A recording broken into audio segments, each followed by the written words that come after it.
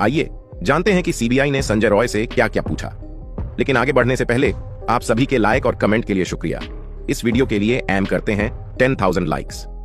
CBI ने पहले सवाल में पूछा कि क्या तुम नर्वस हो, जिसके जवाब में संजय बोला कि सर मैंने कुछ नहीं किया, मैं निर्दोष हूं, इसलिए मैं नर्वस नहीं हूं। जिसके बाद सीबीआई ने वारदात वाली जगह की तस्वीर निकाली और दिखाकर पूछा कि क्या आप इस जगह को जानते हैं। संजय बोला मुझे समझ नहीं आ रहा है। सीबीआई का दूसरा सवाल, इसी जगह पर जघन्य कांड हुआ है और आप यहां मरीजों की देखभाल करते हैं, उसके बाद भी इस जगह को क्यों नहीं पहचानते। संजय का जवाब, यह जगह परिचित लगता है लेकिन मुझे कुछ समझ नहीं आ रहा है। फिर सीबीआई अधिकारी ने एक दूसरी तस्वीर दिखाई जहां गलियारे के सीसीटीवी फुटेज में संजय की तस्वीर कैद हुई थी। उसे दिखाकर सीबीआई ने पूछा क्या आप इस व्यक्ति को पहचान सकते हैं। संजय का जवाब, हाँ, अस्पताल के अंदर 4 मंजिल का गलियारा है, तस्वीर में मैं ही हूं। फिर सीबीआई ने पूछा वारदात के समय आप वहां क्या करने गए थे। संजय का जवाब, बस ऐसे ही गया था लेकिन मैंने कुछ नहीं किया। सीबीआई ने तुरंत पूछा आपने क्या नहीं किया। संजय का जवाब, मैंने किसी को नहीं मारा। सीबीआई का अगला सवाल, तो आप सेमिनार रूम में क्यों गए। संजय का जवाब, मैं गया था लेकिन मैं सेमिनार घर में अंदर नहीं घुसा। इसके बाद सीबीआई का खून खौल उठा क्योंकि संजय झूठ बोल रहा था। सीबीआई ने गुस्से में पूछा कि अगर आप घर में दाखिल नहीं हुए तो उस कमरे में आपके ब्लूटूथ के एक हिस्से का क्या हुआ। संजय का जवाब, मुझे नहीं पता सर। सीबीआई का अगला सवाल, क्या आप जानते हैं कि वह महिला डॉक्टर उस सेमिनार कक्ष में सो रही थी। संजय का उत्तर, मुझे नहीं पता था, मैंने सेमिनार घर में घुसकर देखा, मुझे पहले पता नहीं था।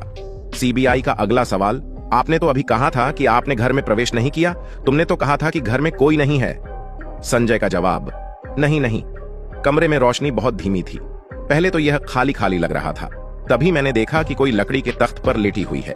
सीबीआई का अगला सवाल, चौथी मंजिल पर जाने से पहले आपने 5वीं मंजिल पर क्या किया। संजय का जवाब, थोड़ा शांत, मैं ऐसे ही गया था। सीबीआई का अगला सवाल, हर सुबह आप अस्पताल की विभिन्न मंजिलों पर क्यों घूमते हैं। संजय ने कोई उत्तर नहीं दिया। दोस्तों मैं आपको बता दूं कि संजय वारदात को अंजाम देने से पहले कई दिनों से उस ट्रेनी महिला के पीछे लगा हुआ था। इसके कई सबूत भी सामने आ चुके हैं। शायद वह महिला पहले भी सेमिनार हॉल में सोई थी। उसने पहले भी कई बार उस महिला को सेमिनार हॉल में सोते हुए देखा था और फिर उस रात उसने जाकर वह कारनामा कर दिया जिसकी उम्मीद किसी को नहीं थी। सीबीआई का अगला सवाल, आप कहते हैं कि आपने कुछ नहीं किया, तो किसने किया। संजय बोला, सर मुझे नहीं पता। सीबीआई का सवाल, क्या आपने उस कमरे में किसी को देखा। संजय बोला, नहीं, मैंने किसी को नहीं देखा। सीबीआई का सवाल, आपने कहा कि आप उस कमरे में नहीं गए। संजय बोला, मैं कमरे में नहीं घुसा, मैंने दरवाजा धक्का दिया और अंदर झांका। सीबीआई का सवाल, आपने झांक कर क्या देखा। उत्तर, खाली कमरा, मैंने किसी को नहीं देखा। सीबीआई का सवाल, फिर आपने क्या किया। संजय का उत्तर, मैं नीचे आ गया और फिर मैं घर चला गया। संजय के इस झूठे जवाब को सुनकर एक बार फिर से सीबीआई अधिकारी तिलमिला गए क्योंकि कमरे में झांकने के बाद वह 35 मिनट तक अंदर घुसा रहा। वह सोए हुए महिला पर जंगली जानवर की तरह कूद पड़ा था। वह कई दिनों से उस महिला को घूर रहा था। पूरे 35 मिनट तक उसने महिला के साथ जघन्य अपराध किए, लेकिन फिर भी वह कहता है कि मैंने झांका, देखा और घर चला गया। संजय के इस घूमने वाले जवाब को सुनकर सीबीआई ने सीसीटीवी फुटेज का समय दिखाकर पूछा, खाली झांकने में 35 मिनट से ज्यादा का समय क्यों लगा। सीबीआई का यह सवाल सुनते ही संजय बिल्कुल चुप हो गया क्योंकि इसी 35 मिनट में उसने पूरे भारत को हिला दिया था।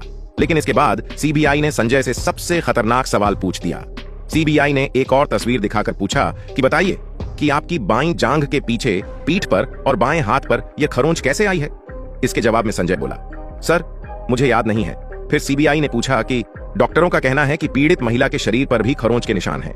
संजय बोला, इसका मुझे ध्यान नहीं। दरअसल दोस्तों, संजय ने जब उस ट्रेनी डॉक्टर महिला के साथ सेमिनार हॉल में जबरदस्ती की थी तो उस वक्त महिला ने अपनी सुरक्षा के लिए अपने नाखून से संजय के ऊपर वार किया था। इसके बाद संजय ने भी उन पर तेज प्रहार किए थे और उनके शरीर के कई हिस्सों से ब्लड निकल रहे थे। लेकिन सीबीआई का अगला सवाल सबसे हैरान करने वाला था। सीबीआई ने पूछा कि क्या आपके शरीर पे ये आपकी गर्लफ्रेंड के खरोंच के निशान हैं। संजय बोला, हाँ शायद, हो सकता है। सीबीआई ने पूछा, यह कब हुआ। आपकी गर्लफ्रेंड ने आपके शरीर पर खरोंच के निशान कब कर दिए। संजय बोला, उसी रात। सीबीआई के सामने संजय खुलेआम झूठ बोल रहा था। सीबीआई का अगला सवाल, आपकी प्रेमिका कहां रहती है। संजय बोला, चेतला में। दोस्तों आपको बता दें कि कोलकाता में सोनागाछी के अलावा चेतला के अंदर भी एक रेड लाइट एरिया है जहां लोग सेक्स वर्कर से मिलन के लिए जाते हैं। कुछ रिपोर्ट के अनुसार संजय भी वहां गया था लेकिन अंदर नहीं गया। माना जाता है कि अगर संजय उस दिन वहां अंदर जाकर अपनी भूख मिटा लेता तो उसकी सेक्सुअल एनर्जी शांत हो जाती और फिर शायद लेडी ट्रेनिंग डॉक्टर की जान बच जाती, लेकिन दुर्भाग्य से ऐसा नहीं हो सका। सीबीआई का अगला सवाल, माना कि आपकी गर्लफ्रेंड चेतला में रहती है, लेकिन आप उस रात उनसे मिलने नहीं गए थे। संजय बोला, ना, मैं गया था सर, मेरा दोस्त भी मेरे साथ था। सीबीआई का अगला सवाल, आपके मित्र ने हमें बताया कि आप चेतला में अंदर नहीं घुसे, तुम बाहर खड़े थे, आपका दोस्त रेड लाइट एरिया में अंदर गया था। संजय बोला, मैं भी अंदर गया था सर, मेरा दोस्त सौरभ गलत कह रहा है। आपको बता दें कि जहां संजय से पूछताछ हो रही थी वहां से थोड़ी दूरी पर दिख रही एक जगह पर संजय का दोस्त सिविक वॉलंटियर सौरभ भी बैठा हुआ था।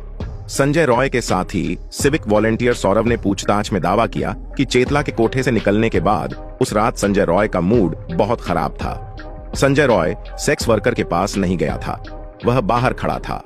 उसका साथी सिविक वॉलंटियर अंदर गया था। उसके अचानक बाहर आने के बाद संजय रॉय ने उससे कहा कि आरजी कर अस्पताल जाएंगे, यानी कि चेतला के कोठे में उसकी हवस पूरी नहीं हुई थी और इसे पूरी करने के लिए वह अस्पताल जाना चाहता था। जब संजय को उसके साथी सिविक वॉलंटियर ने रोकने की कोशिश की तो संजय रॉय ने कहा कि केवल तुम ही करोगे, मैं भी हूं। इतना कहकर वह अपनी हवस मिटाने किसी खूंखार जानवर की तरह अस्पताल में घुस गया। सीबीआई का अगला सवाल, आपकी गर्लफ्रेंड भी कहती है कि आप नहीं गए, इसके अलावा आप उस वक्त किसी दूसरी गर्लफ्रेंड से व्हाट्सएप पर चैट कर रहे थे, क्या यह सही है? संजय चुप, कोई उत्तर नहीं है।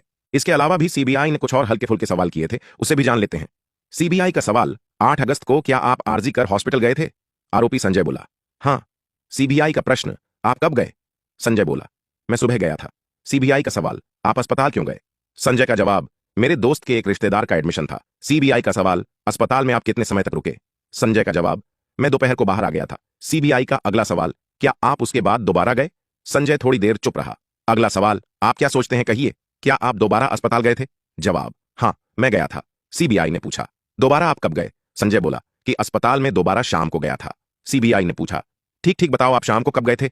संजय का जवाब, मरीजों की देखभाल करना मेरा काम है, तो इसलिए मुझे कई बार अस्पताल जाना पड़ता है, सभी टाइम ठीक से याद नहीं आ रहा। इसके अलावा भी सीबीआई ने संजय से कई बड़े सवाल किए हैं जो धीरे धीरे बाहर आ रहे हैं, उसे लेकर हम आपके साथ नेक्स्ट वीडियो में हाजिर होंगे।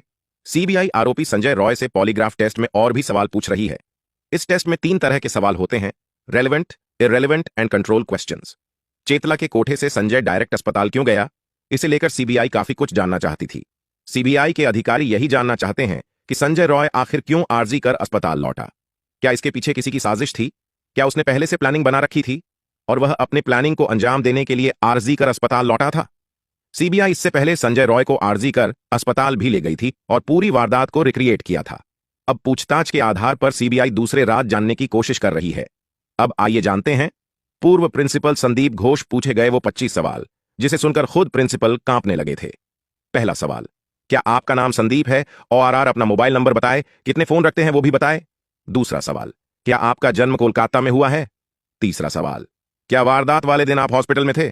चौथा सवाल, क्या आज शनिवार है? नेक्स्ट, क्या आपको पता है कि पीड़िता का रेप किसने किया? नेक्स्ट, क्या आपने कभी झूठ बोला है? नेक्स्ट, क्या आसमान का रंग नीला है? नेक्स्ट, क्या आपको पता है कि पीड़िता का मर्डर किसने किया? नेक्स्ट, क्या पीड़िता का गैंगरेप हुआ था? नेक्स्ट, क्या पुलिस को आपने इस वारदात की जानकारी दी थी? नेक्स्ट, क्या आपने वारदात वाले दिन पीड़िता को देखा था या उससे मुलाकात हुई थी? नेक्स्ट, क्या आपके और पीड़िता के बीच किसी तरह का विवाद था? नेक्स्ट, क्या आपने पीड़िता के परिजनों को इस हत्या को आत्महत्या बताया था? नेक्स्ट, क्या वारदात की सूचना पुलिस को देर से दी गई? नेक्स्ट, अगर हां तो क्यों? नेक्स्ट, आप खुद एक डॉक्टर हैं, क्या आपको नहीं लगता था कि क्राइम सीन को सुरक्षित रखना जरूरी होता है? नेक्स्ट, क्राइम सीन का रिनोवेशन क्या आपने करवाया?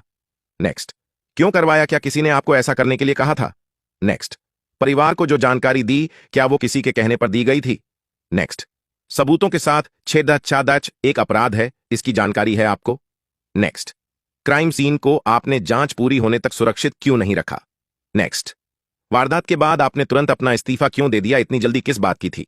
नेक्स्ट, क्या आपको रिजाइन करने के लिए किसी ने दबाव बनाया था? नेक्स्ट, आपने वारदात के बाद किस किस से बात की? वारदात की जानकारी फोन पर किस किस को दी? नेक्स्ट, क्या संजय रॉय को जानते हो? अगर हां तो कब से कितनी बार मिले? 8-9 अगस्त को मिले थे क्या आप? दोस्तों, कोलकाता केस में अभी कई चौंकाने वाले खुलासे सामने आ रहे हैं, जिसे लेकर हम जल्द ही आपके सामने हाजिर होंगे।